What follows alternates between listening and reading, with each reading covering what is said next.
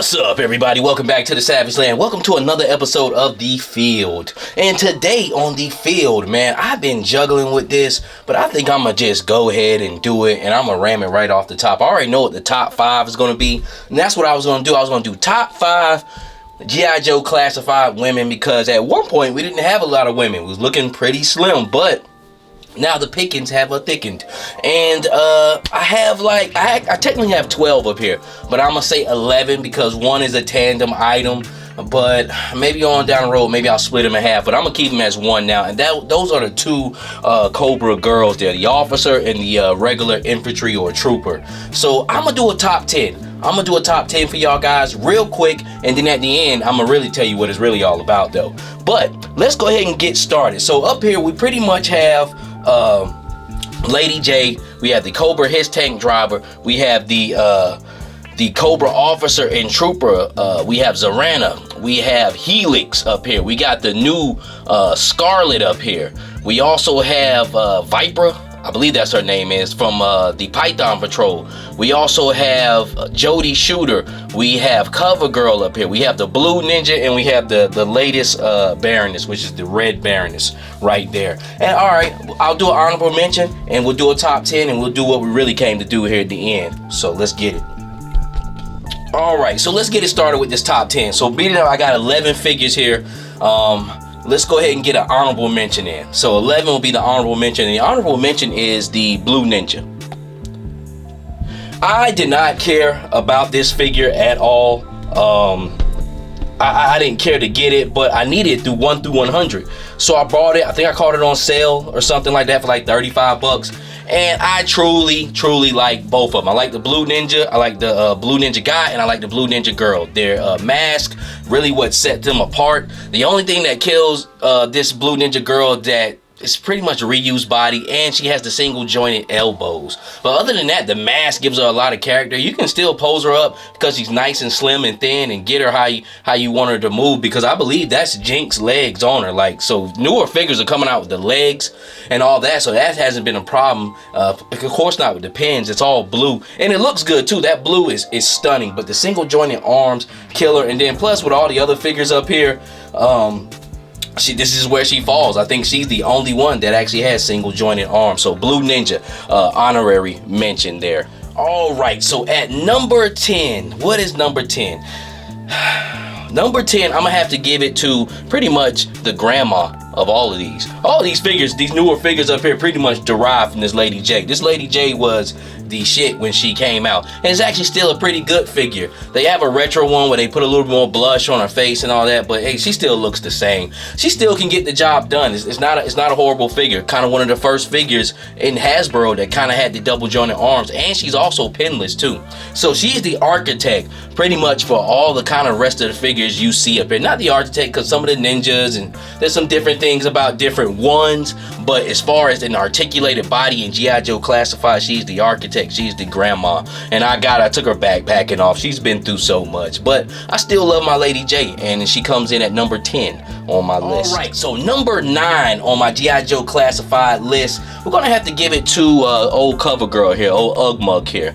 Cover Girl, I didn't have a huge problem with her, but she definitely could have been a lot better. I don't like her face sculpt because she looks like she has a resting bitch face, and I don't like that. It's totally different from the box art that they showed you, because she comes with a tablet, so she's supposed to be a bubbly new age type smartphone type girl, and she doesn't look like that. She look like her cheeks are sunken in. Like on this new Scarlet, like her face looks full. She looks like she's on fucking pills or perks or something, and I'm not trying to be funny for anybody who's struggling with that, but that's what happens to them. They face start sinking in and they weight start dropping, and that's what she looks like. She doesn't look happy at all. And then plus she has some QC issues with her arm, and it's not a horrible figure by any mean, but it just didn't hit that expectation, and that's why she gets number 9 on the G.I. Joe top 10 women. All right, number 8 is pretty much CoverGirl's counterpart. They came out around the same time. Number 8 is Zarya. I actually like Zarya. I think she looks good. I think she has great sculpt on her.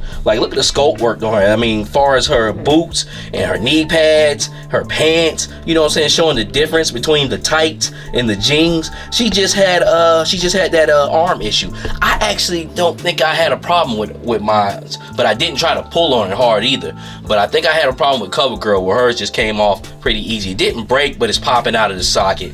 And that was a QC issue that Hasbro was just dealing with this one particular wave. If it wasn't an arm, it was something else going on with a guy in the wave or whatnot. But as far as Zarya and the different head pieces, the hair pieces, and like, I don't have all the gear up here with them because I actually play with my toys, so my shit is everywhere. But she has different hair pieces. This is one of my favorite. I think she looks good. I think she's a good looking figure. It's just she had those few QC issues with her. So Zarya is number 8 on my list. Number 7 on my list is Vipra. I believe that's her name, or no, I was about to call her Pythonia, but that's the Cobra Law people. But Vipra, another one that surprised me, but I should have known better because the Blue Ninja, which is pretty much her architect, as far as a ninja woman, is pretty much her counterpart, and I like that figure. And guess what? Damn, I knew this fucking asshole would come do that. But the Blue Ninja girl is pretty much her architect, pretty much who is the base body for this Vipra. And this Vipra has double jointed arms.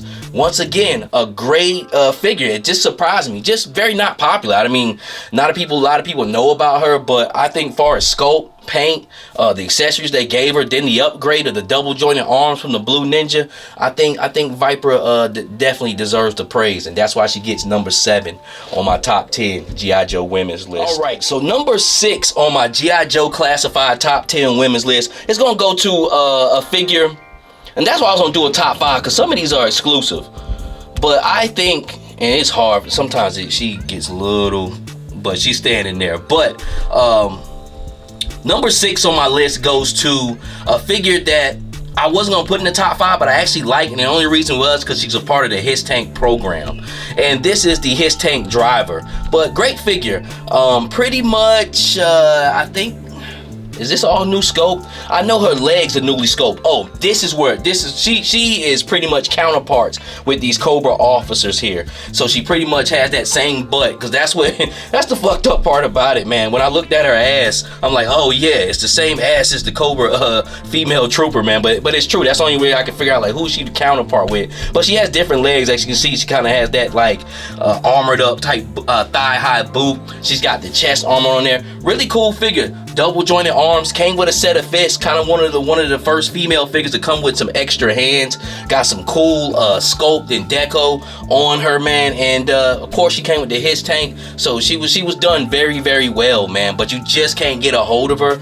But if you could, she would be in the top 5. She definitely would be in top 5, but she gets number 6 on my top 10 G.I. Joe women's list. All right, so number 5 on the list is a figure we've been talking about quite a bit already. It's the tandem of the Cobra officer, female officer, and the Cobra female trooper.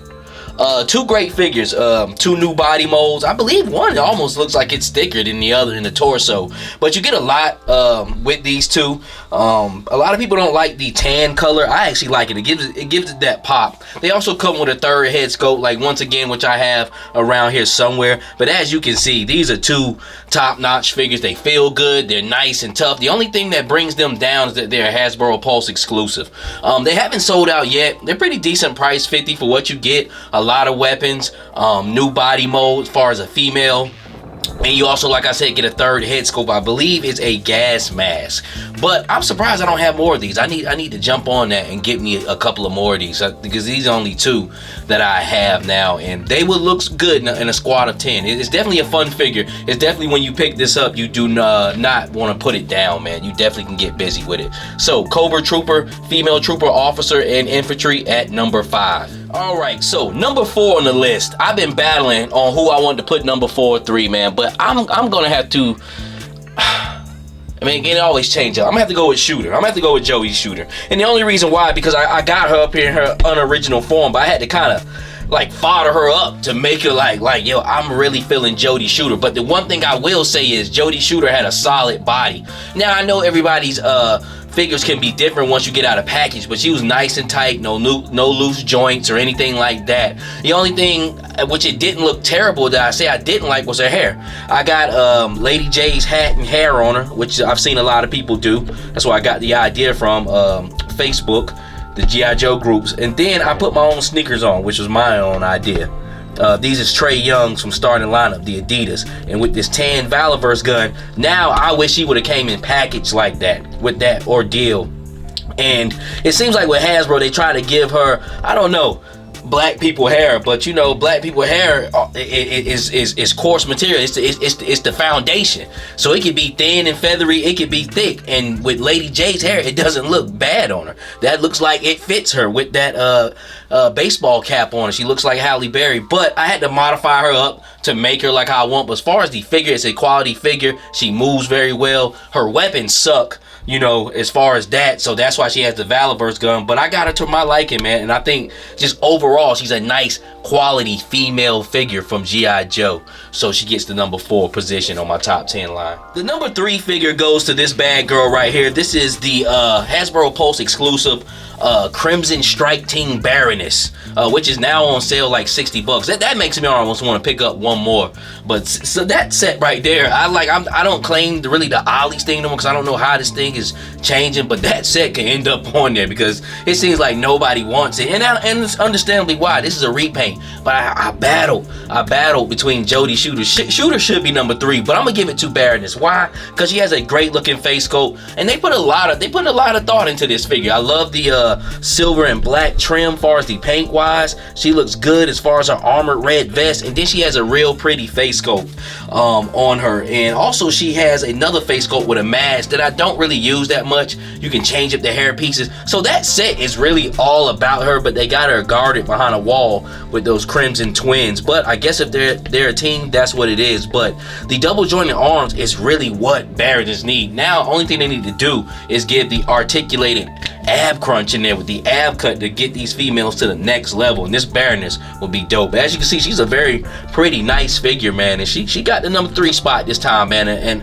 I don't know, I almost feel kind of bad, but I didn't have to alter her. She just has that machine gun in her hand from I believe Domino from the Deadpool movie wave. It looks good with her with that, but I didn't have to do too much to her. I didn't do anything to her like I had with Shooter, so Baroness gets the number 3 spot.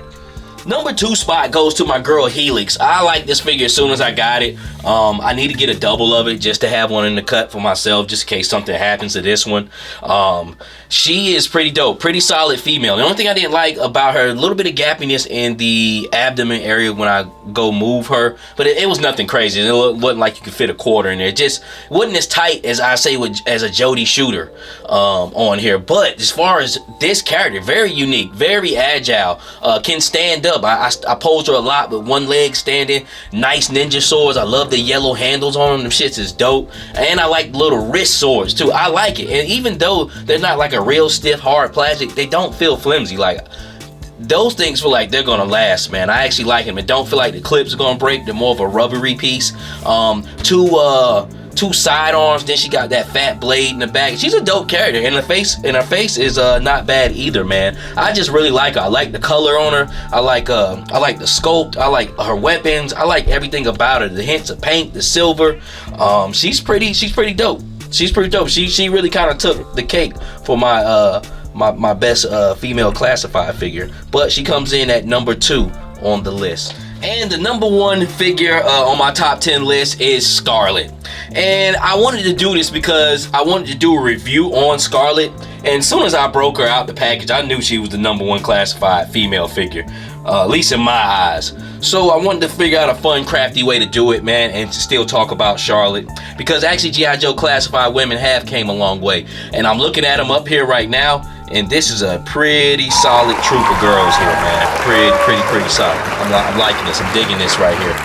But let's talk about Scarlet. She's the number 1 G.I. Joe classified woman. Reason why, because One, she comes with great packaging, very nostalgic, but on top of that, just great. I think that looks better than the box packaging. I think I like the clamshell with the artwork, with the boom artwork on it. It's pretty dope. And then far as her aesthetic, she has great paint where it's put at, where it's needed, sculpt, like the little Deuce 5 or the 22 that she got molded in her glove. That's a throwback to the original figure. I didn't know that, you know what I'm saying? Yeah, so I never had an original Scarlet, but I looked on there and I was like, damn, yeah, she got some type of sculpt on there. If you can see it, it's in the same on the same arm that she has a crossbow. But as far as that, a little 9mm or looks like a 40 cal sidearm on her, has a laser rifle, has the M16 rifle, has a quiver with bows in it, has a knife. I mean, she comes packed with a lot, and pretty much all of it fits on her. And then also she has the stand there. And actually, I needed the stand because I don't like using sticky tack. It just does something to my my ego or something, I don't know, but I hate using stands. I want to pose them on their bare feet, just how I get them. I can't take it, but being that she had that backpack on, man, I had to do that. But also she comes with that stand, so that's cool, because a lot of people actually want to use stands, and I don't mind the stands either myself, man. But also she comes with a set of fists and an extra ponytail, man. So Scarlet is loaded to the T. You get your bang for your buck for $25. When I got her, I did not want to put her down. I kept wanting to play with her and pose her around. She's pinless. She looks like the original. This is Scarlet right here. Face scope is not bad. I will say this, the older Scarlets to me do have a little bit better face scope, but her face scope is on point. She's just like Duke. I guess it's more type of a cartoony comic type look on it, man. But as far as all these awesome looking females up here, Scarlet is #1. She takes the cake. So if you haven't picked her up, pick her up. Pick her up. She's definitely a tough classified figure, just period, whether male or female. She's definitely dope, man. But this is the Savage Land. We do this for the love and beauty of G.I. Joe classified female figures. If you can, give me a like, comment, subscribe. Hit me up on my Instagram at Geppetto910. And with that being said, until the next time, God bless.